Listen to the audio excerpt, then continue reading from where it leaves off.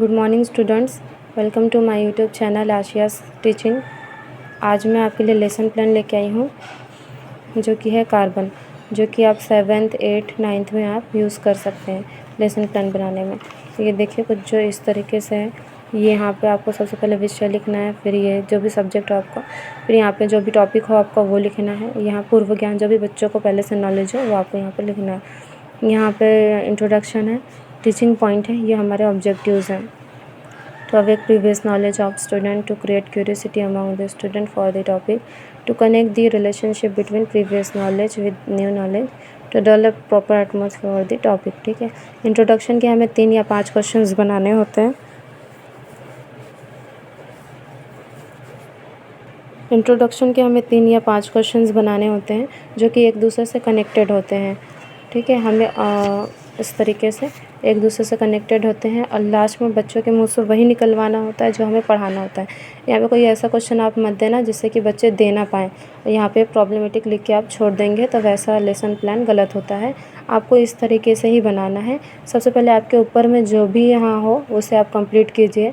पाठ साहित्य या ब्लैक बोर्ड राइटिंग जो कुछ भी यहाँ पर हो, जो भी आपको लगे हुए हो, जो भी आपको इसमें ब्लैक बोर्ड राइटिंग में जो भी आपको यूज़ किया हो आपने वो सभी, और यहाँ पे जो क्लास है, यहाँ पे जो टाइमिंग है वो आपको लिखना है। एक क्लास पहले से मैंने बताया हुआ है, ये 7th 8th 9th का है। ठीक है, आप किसी में भी यूज़ कर सकते हैं। तो मैंने यहाँ पर पूछा हुआ है बच्चों से, which thing you see in the school bag. बच्चों ने आंसर दिया we see book, notebook, tiffin, compass etcetera. फिर मैंने नेक्स्ट क्वेश्चन पूछा है, what are the thing in compass. बच्चों ने आंसर दिया pen, cutter, scale, pencil etcetera. फिर इससे रिलेटेड फिर मैंने पूछा, what is pencil lead made of. बच्चों ने आंसर दिया the lead of pencil is made of graphite. मैंने बच्चों से क्वेश्चन पूछा, व्हाट हैपन इन ग्रेफाइट। बच्चों ने आंसर दिया कार्बन इन ग्रेफाइट। फिर मैंने बच्चों से पूछा, व्हाट इज़ कार्बन। बच्चों ने आंसर दिया कार्बन इज़ एलिमेंट। कुछ भी यहाँ पे आंसर दे सकते हैं। ठीक है, लेकिन वही उसी से कनेक्टेड होना चाहिए जो आप यहाँ पर पूछने वाले हैं। फिर आपको अनाउंसमेंट करनी है, today we are going to learn about carbon. इसके बाद आती है एक्सप्लेनेशन स्किल। एक्सप्लेनेशन यहाँ पे आप लिखिए अपना एक्सप्लेनेशन स्किल। मैंने यहाँ पे इंटरप्रिटेशन लिखा हुआ है। यहाँ पे आप टीचिंग पॉइंट है, टीचिंग पॉइंट को आपको टू द पॉइंट यहाँ पर लिखना है।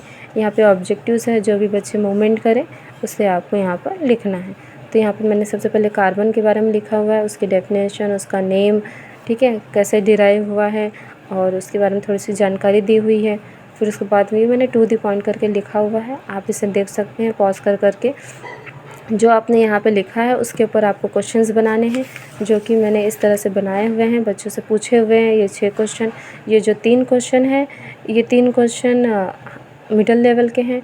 2 क्वेश्चन जो है वो लो लेवल का है, हार्ड लेवल का है, और जो ये 1 क्वेश्चन है वो लो लेवल का है। ठीक है, तो मैंने इस तरह से पूछा हुआ है बच्चों से, ये इसका आंसर ये पूछा है, ये वैसे ऐसे आप देख लीजिए इसे।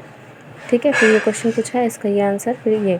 ठीक है, इसके बाद फिर आता है हम अपना एक्सप्लेनेशन स्किल को कंटिन्यू करते हैं। उसके बाद फिर देखिए मैंने हाइड्रोकार्बन्स की डेफिनेशन बताई है, सैचुरेटेड हाइड्रोकार्बन, अनसैचुरेटेड हाइड्रोकार्बन, और यहाँ पर जो भी आए। अब इससे रिलेटेड भी मैंने 6 क्वेश्चंस बनाए हुए हैं जो कि इस तरीके से हैं। ये देखिए मैंने बच्चों से पूछे हुए हैं ये क्वेश्चन और बच्चों के ये आंसर आए हुए हैं, आप इन्हें देख लीजिए, ये कुछ इस तरीके से हैं। इसके बाद आता है हमारा रिकैप्चुलेशन का पार्ट। तो ये मेरा रिकैप्चुलेशन है और इसके जो भी ऑब्जेक्टिव्स हैं ये कुछ इस तरीके से हैं। To check obtain knowledge, for testing the gain knowledge, to evaluate the gain knowledge. इसके 3 क्वेश्चन बनाने होते हैं, ज़्यादा नहीं बनाने होते हैं। तो इस तरह से मैंने 3 क्वेश्चन पूछे हुए हैं बच्चों से और बच्चों के आंसर आए हुए हैं। ठीक है, इसके बाद आता है होमवर्क का पार्ट। ये रहा मेरा होमवर्क का part, step of the lesson homework. ठीक है, यहाँ पर टीचिंग पॉइंट है और ये हमारा ऑब्जेक्टिव है। तो ऑब्जेक्टिव में to develop the habit of self study, for the proper use of time, to make familiar with self study. इसके हमें 2 क्वेश्चन बनाने होते हैं जो कि मैंने बच्चों से इस तरीके से पूछे हुए हैं। 2 क्वेश्चन आप देख लीजिए इसे। इसके बाद आता है ब्लैक बोर्ड राइटिंग। मैंने इस तरह से ब्लैक बोर्ड राइटिंग बनाई है। यहाँ पे आपको डेट लिखना है, period, class, subject, present, absent, total, जो भी आपका सब टॉपिक हो इसे यहाँ पे लिखिए, उसे अंडरलाइन कीजिए। ठीक है, और यहाँ पे जो है वो टू द पॉइंट आप लिखिए, देख लीजिए मैंने कैसे लिखा हुआ है। ठीक है, आप इस तरह से लिखिएगा। ठीक है, thanks for watching my video.